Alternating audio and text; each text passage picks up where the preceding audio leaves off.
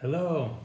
In today's video I'm going to present the teas that we selected for the spring selection of the exclusive tea club. As you may or may not know, every 3 months we send a selection of teas that should evoke or be in tune with the season. So for the spring, well, in the spring, of course you can drink any tea any time of the year, and we all have our preferences. But in the spring, I think is a great time to drink more fresh teas, green teas, white teas, lightly oxidized oolongs. And because we're sending this tea selection now we just sent it now in April. It's still too early for the green teas, for the fresh green teas. So we really focused on white tea in this edition. There are 4 white teas and 2 oolong teas in the basic subscription. In the premium subscription, there's one more final tea, which we'll talk about at the end.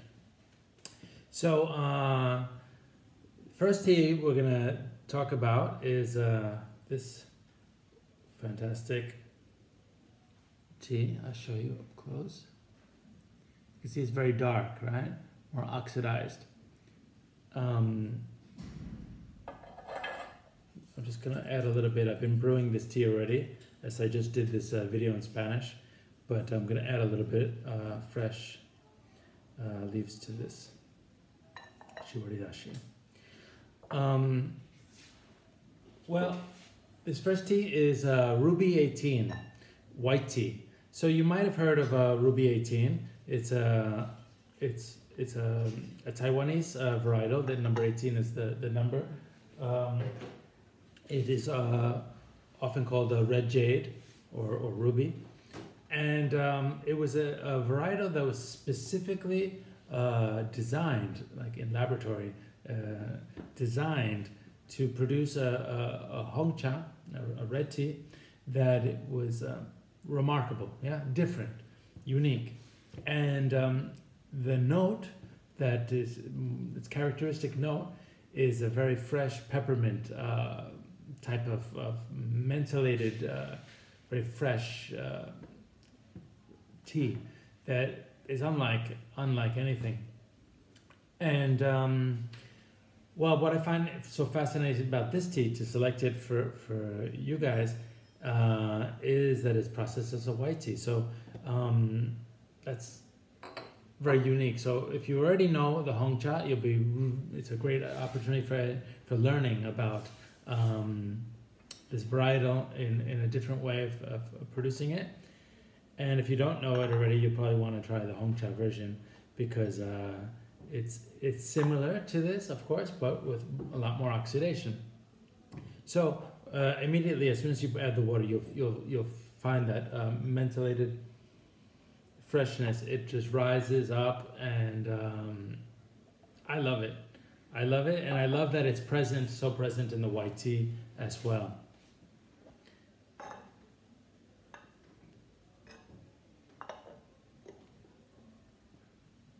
So this tea comes from Yuchi in Sun Moon Lake. Sun Moon Lake is actually the area in Taiwan where the Japanese first wanted to make hongcha. So this is it's interesting that in this area, this is where they've been experimenting with hongcha, and this is the area where they experimented to try to make this unique varietal Ruby 18. I start with this. I'm going to be drinking this tea right now because it's what I'm most in the mood for right now. It's a little bit darker. Yeah, it's cold, it's rainy, and I feel the dampness. And although spring is here, I still feel like something a little bit darker. And so I'm choosing this one, which makes a very beautiful copper orange cup. It's full bodied. You can add hotter water, like 90-degree water, and it responds beautifully to it. So yeah, that's the first tea that I hope you really enjoy it. It has something very special about it that you may notice. And it's a final step that's unique, because in normally white tea, the final step is the drying, and traditionally white tea is dried. sun-dried. Nowadays it's often dried in tunnels, or it's heated, and this tea has a final roast. Actually, it has a 2-hour traditional charcoal roast, which is fantastic, and so it has a little bit of nuttiness to it besides.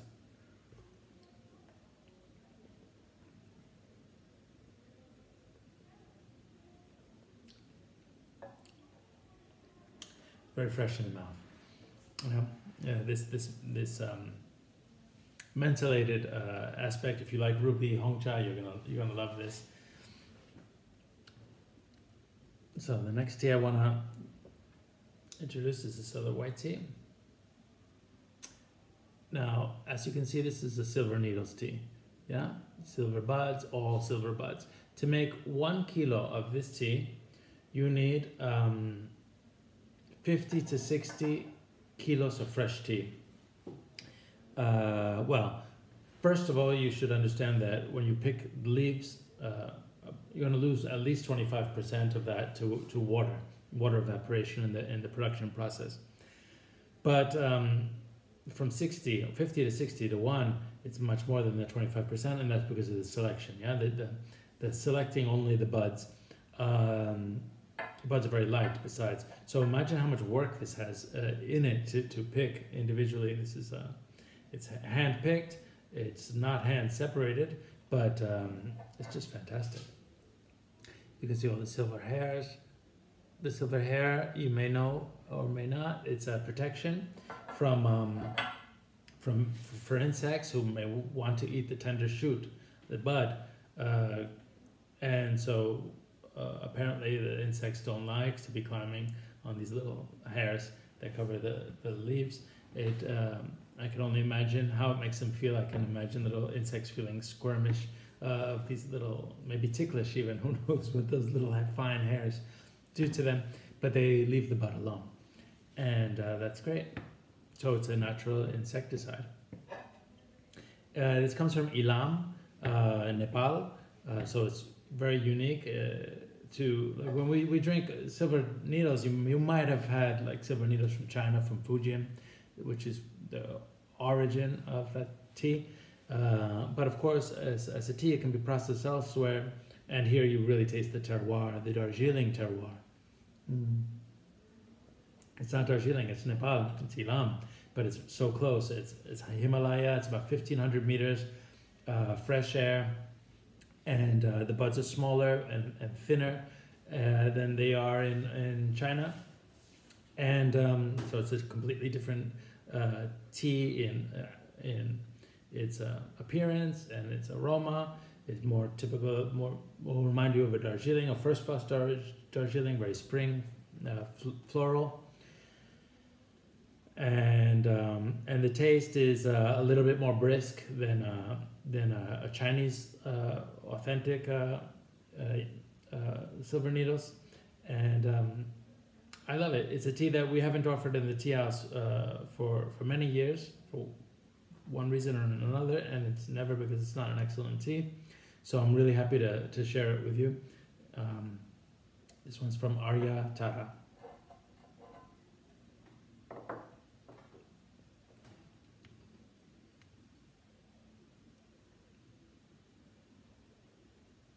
Okay.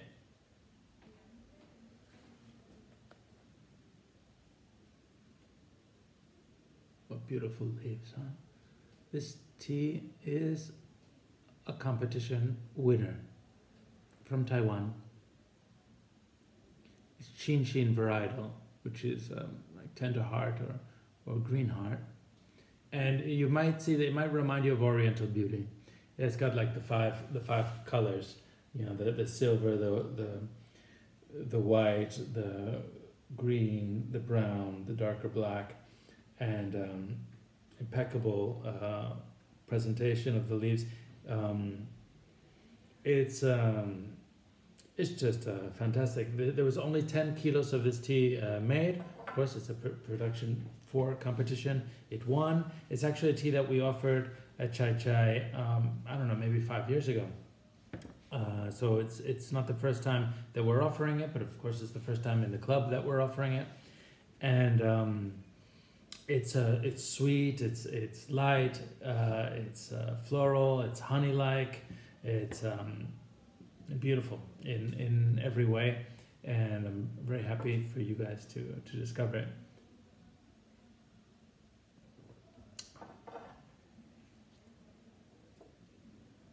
This ruby is delicious.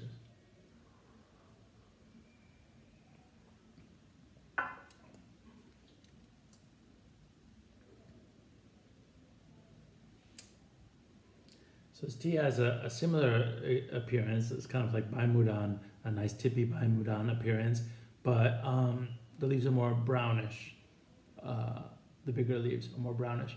And this comes from Wuliangshan, Yunnan, China, from Zhenyuan, the Zhenyuan tea forest. So this is a white tea made with raw material that you would more commonly find in poor tea.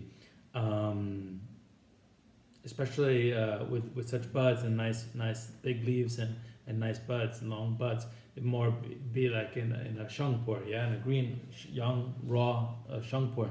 So what's fantastic about this tea is, if you know Ailao and Wuliangshan shangpur tea, you'll find a little bit of that the terroir and the taste of those leaves that you're already familiar with, but of course the white tea makes it sweet and more mild. Again, this white tea is maybe a little bit stronger than the last two in terms of flavor, maybe even a little bit of bitterness, very light. So you could lower the temperature a little bit if you don't want it to be a little bit bitter. It has a little bit, but I think it's fantastic. It's as a learning experience to taste what terroir is like. So here we have 4 different white teas: one from Nepal, one from China, 2 very different ones from Taiwan, and all 4 of them are really, really, really special.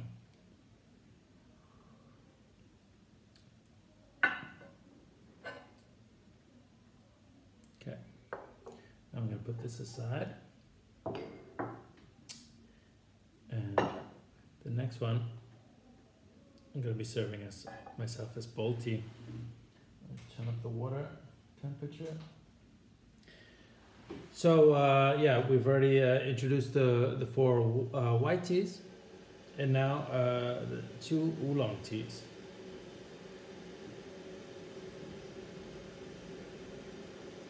This is a dansong tea. So you may know dansong. It's a single bush or single trunk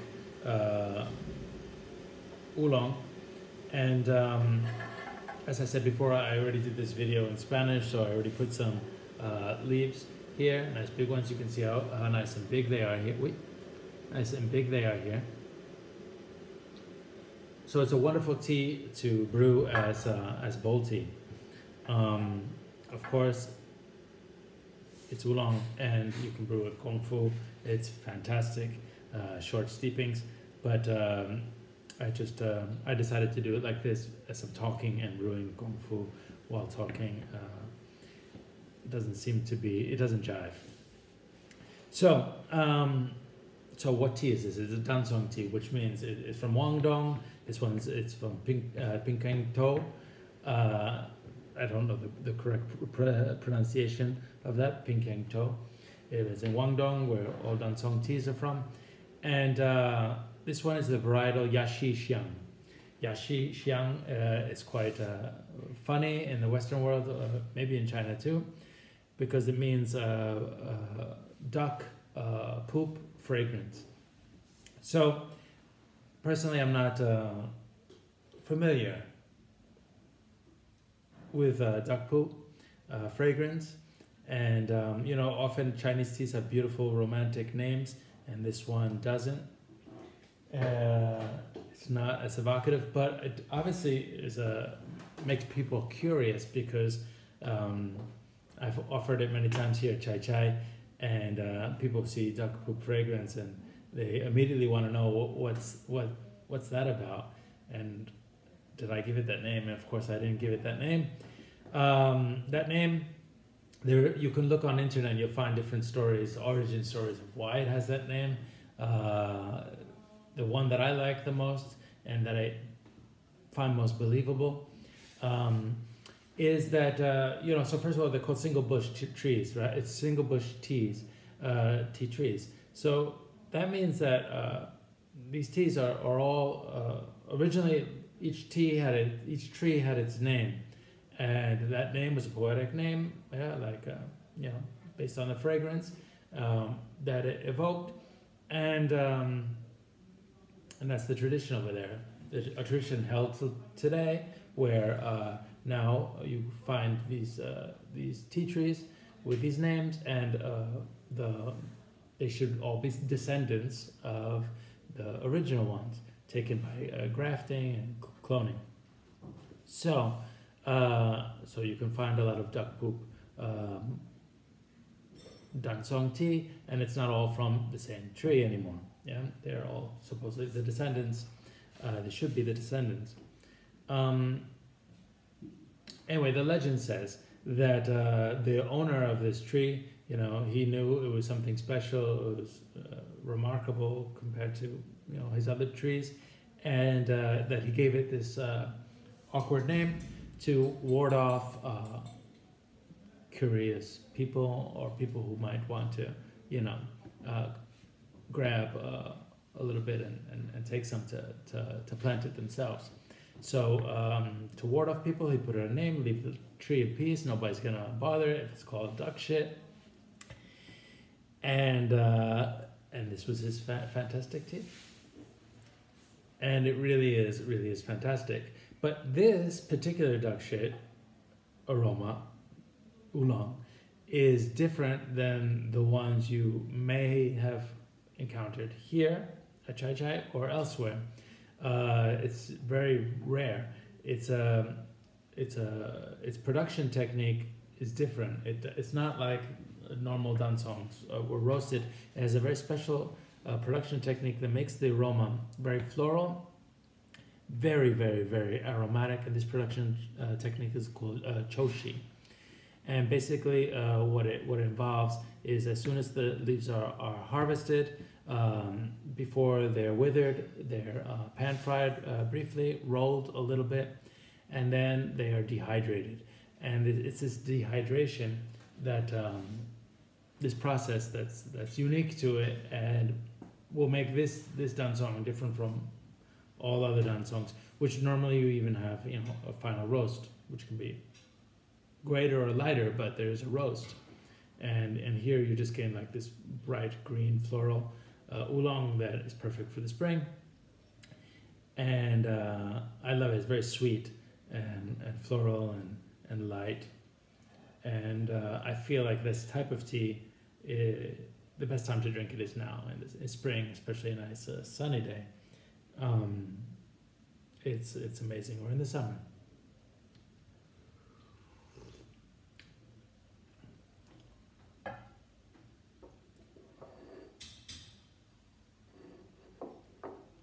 So, the last in the basic subscription, the last one is this one. It's oolong from Japan. It's a baozong style oolong, very light oxidation, and it's a zarai varietal. Zarai means zarai is the name for teas that don't have a varietal, that they're wild. They were grown from seed. So as you may know, tea is a sexual plant, so its offspring, its seeds, each one is unique and an individual like humans. And so when you pick from these bushes, each bush is different, each tree is different, and so they're all called zarai, like meaning like wild or from seed. And I love zarai teas in Japan because I love the complexity. Sometimes, because I think it has to be more complex when it makes sense that it's more complex when you or grabbing tea from trees that are not exactly identical.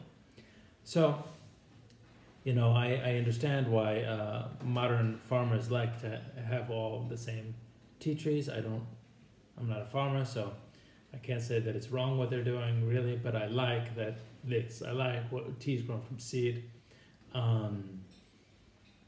allowed to be their own expression of who they are, and not just, you know, the mass cloning of a particular type. Yeah, so it's fantastic.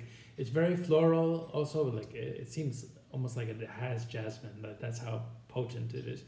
But I would be a little bit careful with the brewing temperature on that tea. And you know, 80 is probably ideal. You could even go lower. You could even brew it like a green tea 75.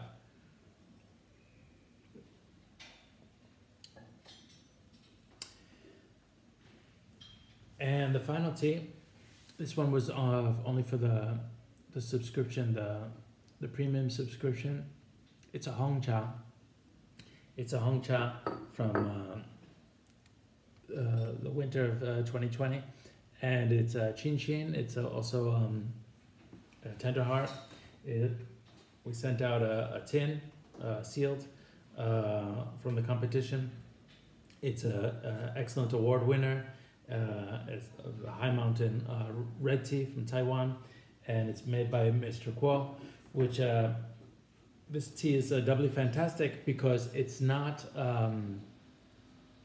because Mr. Kuo is a traditional farmer that doesn't use agrochemical, and he competed and won alongside other farmers who do use agrochemicals and modern agricultural techniques that give them an unfair advantage. You know, I like to think or compare that advantage to, you know, a person who takes steroids. Yeah, those plants are super plants, and so for somebody to practice natural farming methods to compete and to win and be at that level is a double win. So it's fantastic, and I think you're gonna love it. I think you're really gonna love this tea. And that's it. That's the selection for this spring. If you find this interesting or you have any questions, you can comment and ask them down below. I will answer them. And if you'd like to receive this spring selection, I still have a few that I can send out, a few packs left. Otherwise, you can sign up, subscribe, and receive the summer selection. So thank you for joining me, and see you again soon. Enjoy your tea.